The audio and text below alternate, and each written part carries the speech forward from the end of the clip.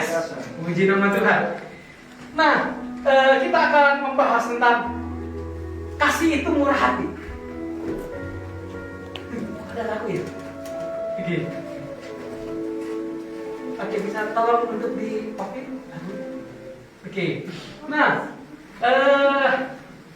kemarin kita belajar tentang bahwa kasih itu adalah Sabar. sabar. Masa sih lupa minggu lalu? Kasih itu Sabar. sabar. Sabar itu bukan kata sifat, melainkan kata kerja. Artinya terus menerus bersabar. Gimana selama seminggu? Udah terlatih sabarnya? Gimana para suami sudah lebih sabar kepada istrinya? Gimana para istri sudah lebih sabar kepada suami? Oke, yang mungkin masih pacaran, apakah bisa lebih panjang sabar? Haleluya, puji Tuhan. Nah, hari ini kita akan belajar bahwa kasih itu murah hati. Kemarin kita belajar kasih itu sabar, sekarang kasih itu murah hati.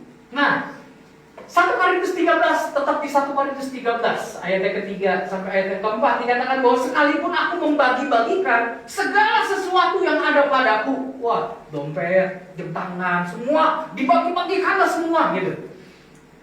Dan sekalipun aku membagi-bagikan segala sesuatu yang ada padaku, bahkan menyerahkan tubuhku untuk dibakar, tetapi jika aku tidak mempunyai kasih, sedikit pun tidak ada faedahnya bagiku. Faedah itu tidak ada gunanya bagiku. Oke? Kasih itu sabar. Kemarin kita sudah bahas. Sekarang kasih itu murah hati. Minggu depan kita bahas kasih itu tidak cemburu. Oke? Tidak memenggahkan diri, tidak sombong. Oke? Nah, kasih itu murah hati. Bayangkan gini. Sudah membagikan segala sesuatu yang ada pada seseorang, bahkan menyerahkan tubuhnya untuk dibakar sampai rela mati. Tapi kalau nggak punya kasih, nggak ada gunanya. Sekarang gini, kan udah membagi-bagikan segala sesuatu, bukannya itu udah bentuk kasih ya? Terus bahkan menyerahkan tubuh untuk dibakar, bukankah itu kasih ya? Kita akan coba memahami ini. Kita akan coba untuk bisa mengerti firman Tuhan ini. Kita akan coba pelajari dalam murah hati yang bersifat humanis, yang berpusat kepada dirinya sendiri. Banyak orang yang mengerti tentang firman Tuhan, tetapi hatinya kurang kind, hatinya kurang baik, kurang mau menolong orang. Sehingga akhirnya gini, orang-orang yang di luar sana, kalau kita salah mengerti tentang apa itu kebaikan, seringkali kita juga diinjak-injak kan. Contoh misalkan, orang Kristen baik hati ya, orang Kristen baik hati ya, mobilnya ditabrak, ceker, motornya ditabrak, lalu akhirnya kita mau marah, katanya orang Kristen baik hati, nggak boleh marah, kesel juga kan, iya kan? Misalkan barang kita dicuri gitu, dipakai tanpa izin, lalu akhirnya kita tegur orang itu, katanya orang Kristen baik hati, nggak boleh marah. Kan kesel juga ya kayak gitu kan? Bukan seperti itu maksudnya. Baik hati bukan berarti tidak boleh marah. Seringkali kalau kebaikan hati yang diem aja, dibully, diem aja, di motornya ditabrak, dipinjam gak digantiin bensinnya, ya kan? Sering kayak gitu ya. Karena anak muda, gua pinjam dong motor lu gitu. Sisa sepertiganya nggak diisi lagi. Nggak tahu udah kemana keliling Bandung tapi nggak diisi lagi. Kita mau marah, kita mau keluar. Katanya orang Kristen baik hati, nggak boleh marah. Kesel kita digituin. Boleh nggak kita marah? Kita berbuat baik, orang lain memperlakukan kita dengan tidak baik karena kebaikan kita. Boleh nggak kita tegur? Boleh. Kita harus terapkan kebaikan, kindness, itu harus bijaksana. Bukan berarti tidak ada disiplin, bukan berarti tidak ada kemarahan, bukan berarti tidak boleh menegur. Tapi kita tahu kapan kita kurang kindness, kita kurang baik hati, kalau hati kita sempit. Sempit hati itu pasti apa ya? Pola pikirnya juga sempit. Orang yang hatinya sempit nggak pernah mau bisa berbuat baik dan murah hati kepada orang. Paulus bilang kasih itu sabar, kasih itu murah hati, ya kan? Namun dunia ini semakin materialis, egois, individualistis, sehingga akhirnya menurunkan kadar dari kasih Kristen. Paulus pernah mengingatkan tentang keadaan manusia pada akhir zaman dalam 2 Timotius 3 ayat yang ke-2. Dikatakan apa? Manusia akan mencintai dirinya sendiri. Ngapain saya berbuat baik kepada orang? Saya sendiri aja masih butuh kok. Ngapain saya kasih ke orang yang kayak gitu? Kebiasaan. Kita anggap bahwa kebaikan kita itu percuma, sia-sia gitu. Sehingga akhirnya kita lebih mencintai diri sendiri. Kita egois. Yang penting saya kerja capek-capek dapat duit, enak aja, I care, I act, 10.000 setiap minggu. Alah, gak mau, ogah. Saya sendiri aja masih butuh kok. Karena dunia ini manusianya makin mencintai dirinya sendiri, mereka menjadi hamba uang. Mereka fokus kepada yang penting aku, diriku, dan milikku.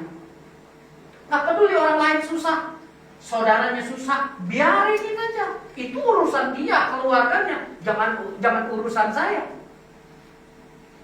Manusia akan mencintai dirinya sendiri. Kalau gereja tidak memperhatikan dengan baik dan mengajarkannya dan gereja melakukannya, maka gereja menjadi sama dengan dunia ini yang mencintai dirinya sendiri dan menjadi hamba uang. Kepada Tuhan kita akan coba untuk kita bisa membagi ini menjadi 3 poin penting. Kita berbuat baik, ya kan, dengan kita memberi kepada Tuhan, memberi kepada sesama, dan memberi kepada pasangan hidup kita. Yang pertama, kita berbuat baik artinya kita belajar memberi kepada Tuhan. Seringkali kita tuntut Tuhan murah hati, kan? Betul kan? Tuhan berkati saya sepanjang minggu ini, Tuhan. Tuhan tahu anak saya mesti bayaran uang sekolah. Terus harus bayar listrik, bayar air, isi pulsa, beli kebutuhan hidup sehari-hari. Ini total sekian nih Tuhan. Murah hati kan Tuhan? Berkati kami dong. Seringkali kita tuntut Tuhan murah hati, tapi kita sendiri tidak murah hati kepada Tuhan. Kita memberi persembahan, kita kasih di dompet kita uang yang paling kecil. Ada duit 1.000, 2.000, 5.000, 10.000, 50.000, 100.000-nya 5 lembar. Tapi kalau kasih persembahan, ya iya kan? Loh, kita minta Tuhan murah hati kepada kita. Berkatilah kami ya Tuhan. Tapi kita memberi persembahan yang paling kecil dari dompet kita. Enak aja ngasih 100.000-an. Meskipun ada 5 lembar, tapi hati kita begitu berat sekali. Betul? Rasanya keluarin 100.000 dari dompet itu bergumul, berdoa, bahasa roh itu. Rasanya begitu takut, rasanya berat banget nih duitnya. Kok tiba-tiba nih duit 100.000 ini kok jadi beratnya kayak 100 kilo ya. Berat banget. Tapi kalau cabut 1.000, sepang. Nah, seringkali kita berdoa, kita pengen Tuhan murah hati kepada kita, tapi kita nggak mau bermurah hati dalam memberi kepada Tuhan. Seringkali kita pelit, kita hitungan, kita tidak mau murah hati. Persembahan, perpuluhan aja hitungan, dan sepertinya ngasihnya nggak rela gitu loh. Sekali lagi, gereja ini mengajarkan perpuluhan itu adalah karena kecintaan kita kepada Tuhan. Gereja tidak ada penagihan terhadap jemaat yang tidak memberikan perpuluhan. Tidak. Tapi kita memberi persembahan perpuluhan, hey, hubungan kita dengan Tuhan. Kalau kita cinta Tuhan, kita memberi. Termasuk gembala sidang juga. Kita pun memberikan perpuluhan. Memberikan perpuluhan ke gereja. Kita tidak ambil perpuluhan, kita justru ngasih perpuluhan. Kami mau menjadi contoh kepada jemaat bahwa kami pun memberikan perpuluhan kami ke gereja. Kepada Tuhan, hendaklah kita bermurah hati. Kita memberi persembahan karena kita cinta Tuhan. Saya tidak mau telat memberikan persembahan. Perpuluhan. Hati saya cinta sama Tuhan. Makanya Tuhan bilang gini, pilih aku atau pilih Mamon. Betul gak? Kita cinta Tuhan atau cinta Mamon? Gak bisa cinta kedua-duanya. Gak bisa. Hati kita harus pilih salah satu. Yang kedua, kepada sesama kita. Selain itu, kita juga harus bermurah hati. Harus berbuat baik kepada orang lain. Jangan kita jahat, hitungan dan pelit sama orang lain. Contohnya di Alkitab apa? Orang Samaria yang murah hati. Siapin itunya sih, videonya. Di Alkitab ada orang Samaria yang murah hati. Ia berbuat baik dengan apa? Mengobati lukanya, membayar penginapannya, ya kan? Orang Samaria yang murah hati.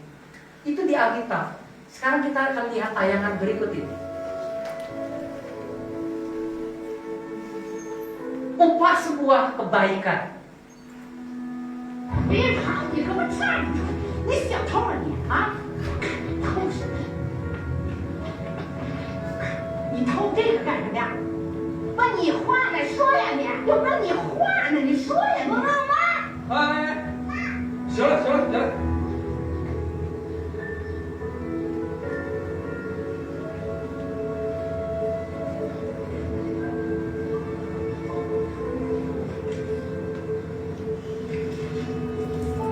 以后不许偷了。丫头，装几个包子过来。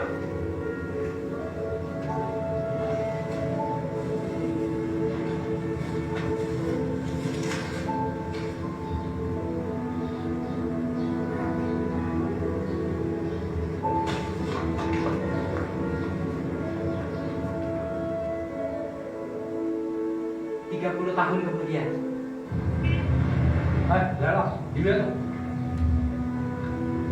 爸。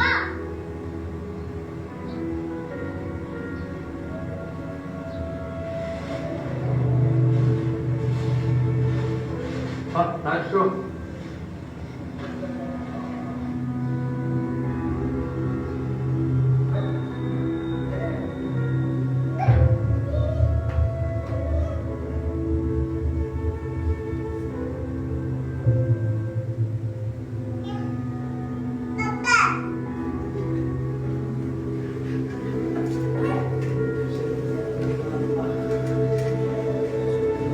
Bapak yang berbuat baik itu tiba-tiba sakit dan harus masuk rumah sakit tagihannya sekian. Besar sekali uangnya. Anak perempuannya nggak sanggup untuk bayar itu. Lalu berpikir untuk menjual tokonya.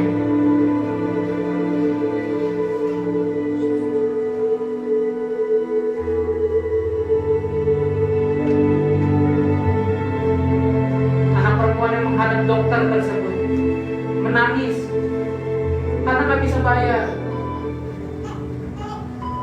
Anaknya nemenin papahnya di rumah sakit, lalu akhirnya anaknya melihat selembar kertas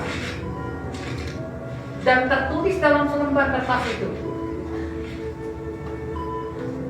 no yuan, gratis, totalnya no. Kaget. Apa maksudnya? Semua biaya sudah dibayar 30 tahun yang lalu. Wow. Ketika bapak ini menolong anak tersebut, ternyata anak tersebut setelah 30 tahun anak itu menjadi dokter yang mengobati ayahnya.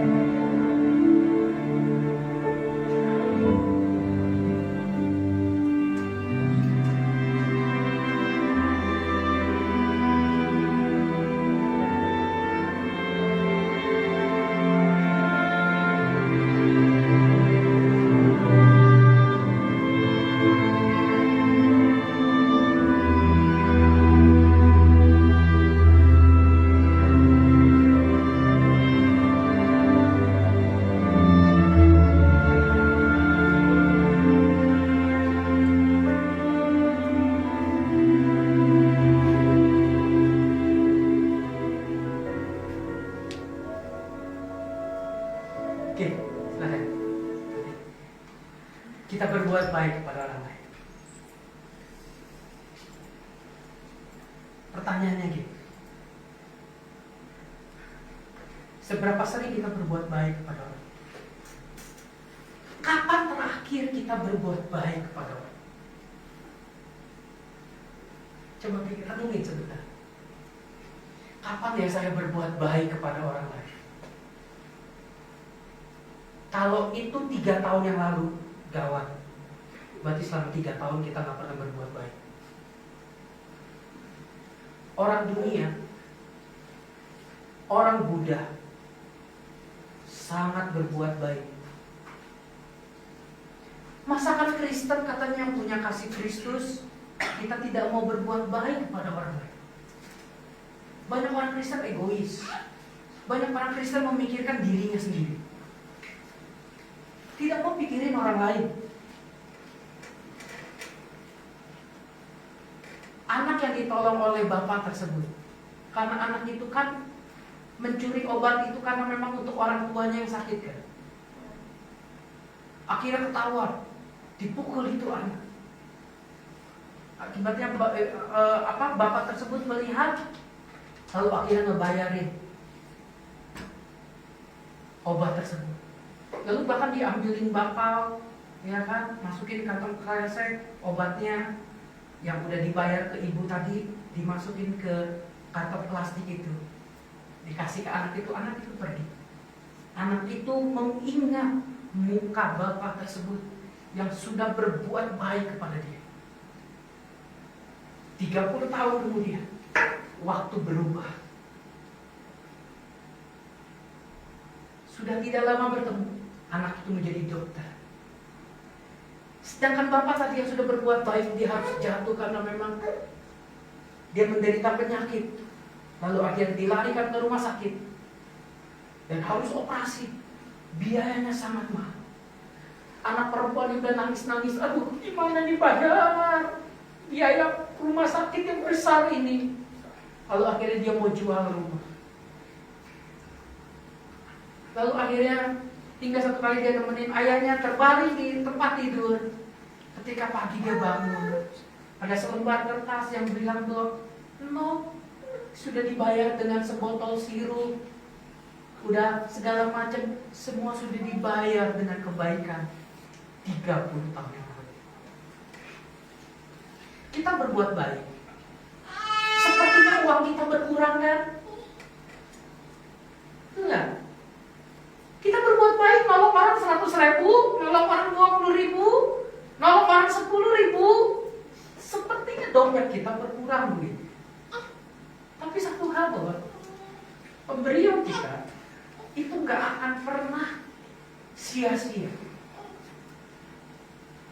Kebaikan yang kita tabur suatu saat akan berbuah, dan buah itu kita nikmati sendiri.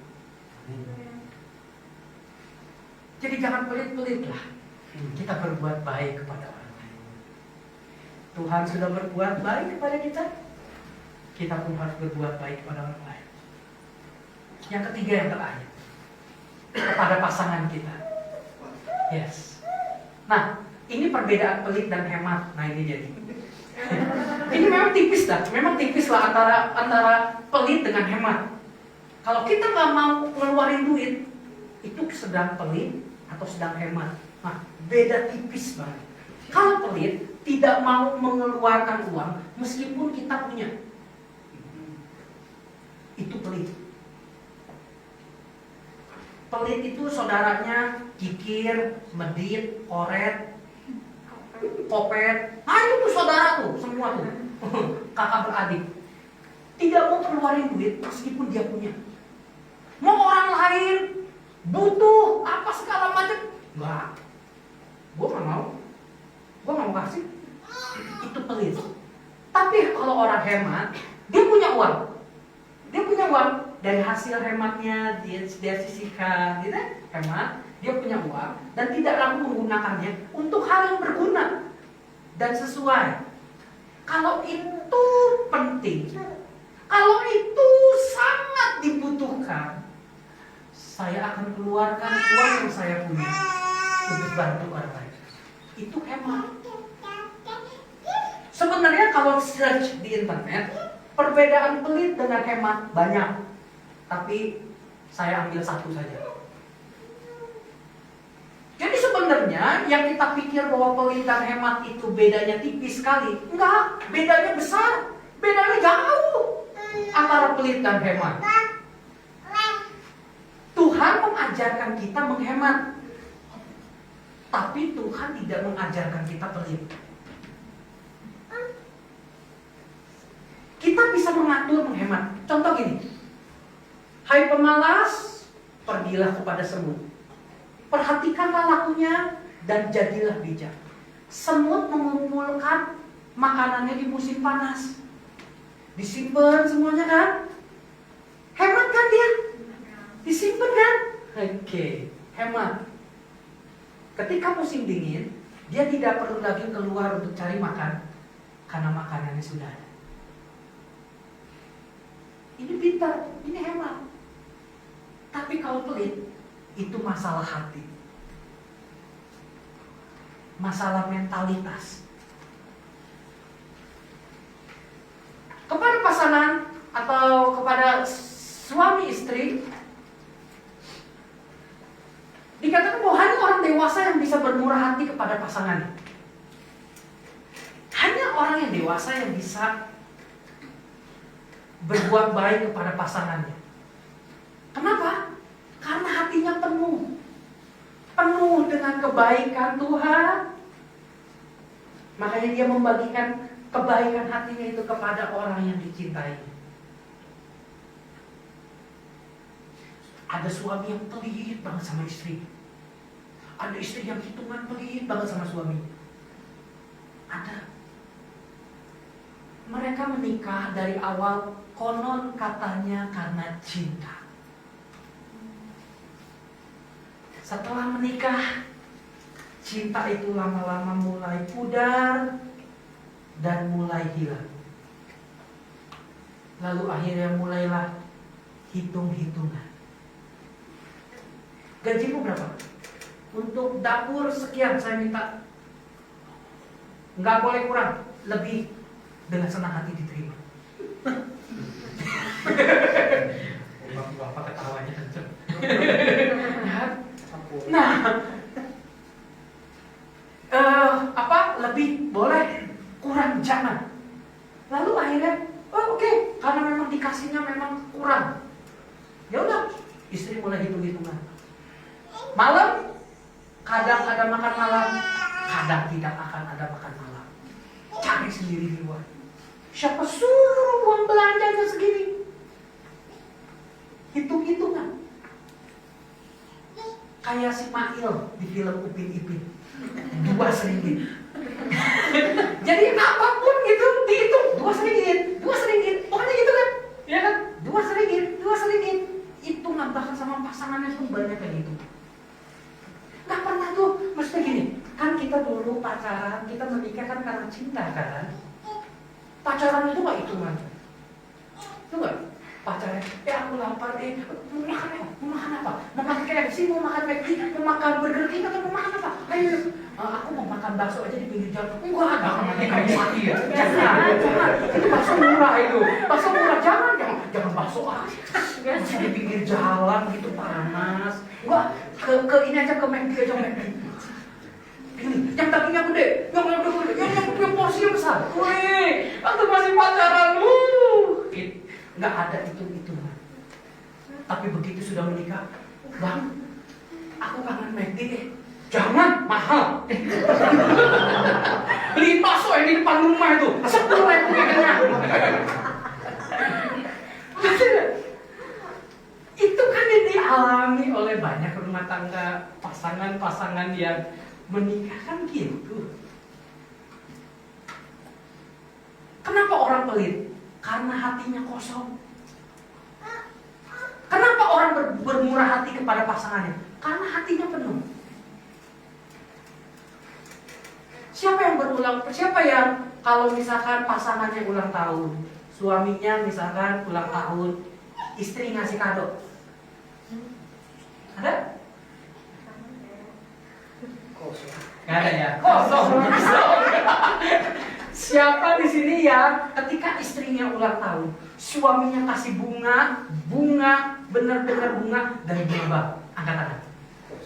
Wah, atau kasih sesuatu lah, surprise gitu. Ada? Setelah sekian tahun menikah, pura-pura kasih kado, Pak. Ngucapin aja kagak, lupa, Pak. Coba kita mulai sekarang, coba kita pikirin nih, ulang tahun istri saya kapan ya? Ulang tahun suami saya kapan ya? Mulai kita sisihin. Kalau ada berkat kita kumpulin. Ya seenggaknya kita traktir makan. Kita beli makanan di luar, kita bisa makan sama-sama. Itu yang kami terapin di rumah kami. Jadi kalau istri ulang tahun tanggal 17 April, nah, mulai itu kita anak-anak mau kasih apa ke mama, mau kasih apa, kita mulai patungan. Ketika saya ulang tahun 30 Juni, wah istri saya udah ngaturin segala sesuatu. Sehingga ketika jam berapa? Jam 12 malam lewat 1 detik, saya udah dia kan lagi tidur. Happy birthday! Oh, bangun saya, kaget kan? Oh ya, selamat ulang tahun. Senang gak saya? Cobalah kita berbuat baik kepada pasangan kita. Jangan seperti kanak-kanak gitu. Pengennya suami perhatiin gua dong. Sekarang gini, gimana suami mau belajar perhatiin kita kalau kita gak belajar perhatiin suami kita? Kita merhatiin istri kita, merhatiin kita, tapi suami sendiri gak belajar untuk memperhatikan istri. Gimana coba? Karena itu hati kita harus penuh dengan kebaikan, kemurahan kita, sehingga akhirnya kita bisa berbagi kepada pasangan kita. Orang yang tidak dewasa, orang yang kanak-kanak, cenderung menuntut karena hatinya kosong. Bayangkan jika pasangannya juga kosong, keduanya saling menuntut, ributlah rumah tangga. Suami hatinya kosong, istri pun hatinya kosong. Sama-sama saling menuntut untuk memperhatikan. Itulah ribut atau konflik dalam rumah tangga. Bagaimana hati kita bisa penuh dengan kebaikan, kita berbuat baik kepada pasangan kita? Kita merenungkan bahwa kita pun juga mendapatkan kebaikan dari Tuhan. Hati kita harus penuh dengan kebaikan Tuhan. Maka kita bisa membagikan itu kepada orang. Lukas 6 ayat 36 ayat yang terakhir. Hendaklah kamu murah hati, sama seperti Bapamu adalah murah hati. Sekali lagi kita baca ayat ini bersama-sama. 1, 2, 3. Hendaklah kamu murah hati, sama seperti Bapamu adalah murah hati. Kalau Bapak kita murah hati, kita masih pelit, kita anak siapa? Betul nggak? Ya dong, logikanya. Hendaklah kamu murah hati sama seperti Bapamu di surga murah hati. Bapak di surga murah hati, kita pelit. Nah, kita anak siapa? Oke, mari kita akan datang kepada Tuhan. Terima kasih Tuhan. Mari kita renungkan sejenak firman Tuhan yang sudah kita dengar pada siang hari ini. Kita sudah mengerti firman Tuhan. Kita sudah bahas ayat tersebut. Kita pelajari kata Yunani. Tapi semuanya